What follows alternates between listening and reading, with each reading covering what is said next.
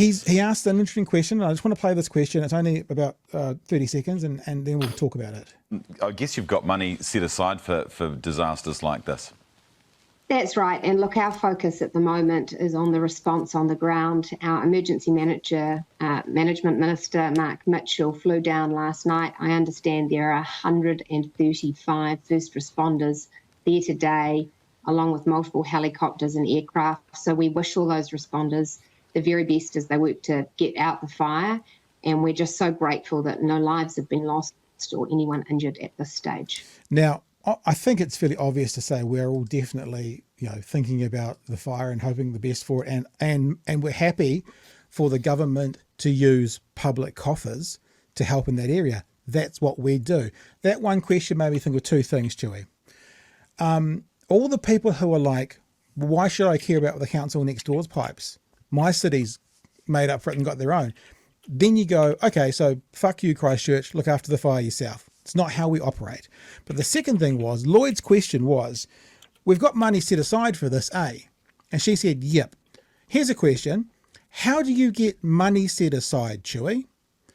You get it by having a surplus, by having something left over to be able to put aside, not running a zero balance budget, giving all the money back to landlords and stuff, and not having some left over to put aside. And when I heard him ask that question, and Nicola Willis go, oh, yep, we've got money set aside. Okay, thanks, Labour, for that money set aside, because those are the ones who set it aside.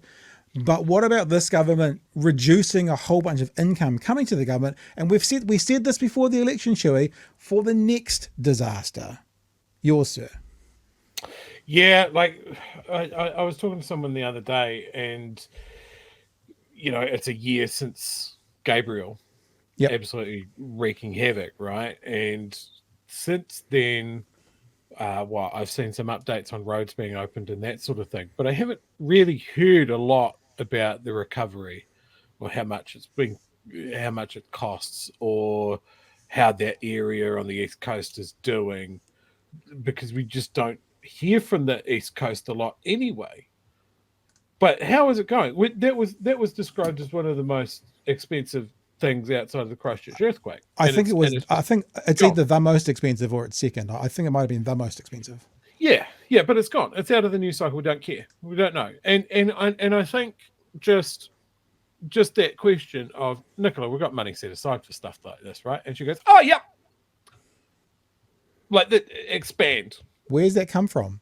Who set money aside for us, Nicola? Where is it in the budget? How is it replenished? How many disasters a year can we deal with?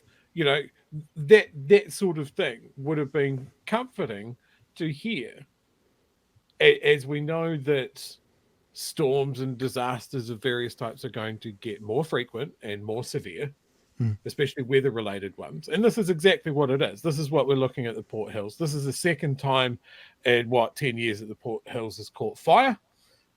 We knew that the summer was going to be hot and dry, so fires are going to happen, and then right on cue, big fire. Yeah. It's, and if I was a frontline firefighter doing the hours, doing the dangerous, dirty work, and here, what support are we getting from the government? If someone said Mark Mitchell was on his way, that would not inspire confidence.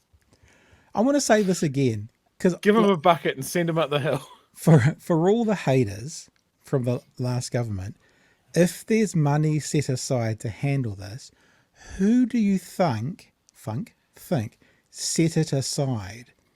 Previous governments. No one can say it was all Labour, but they had the last 6 years. Bad, though.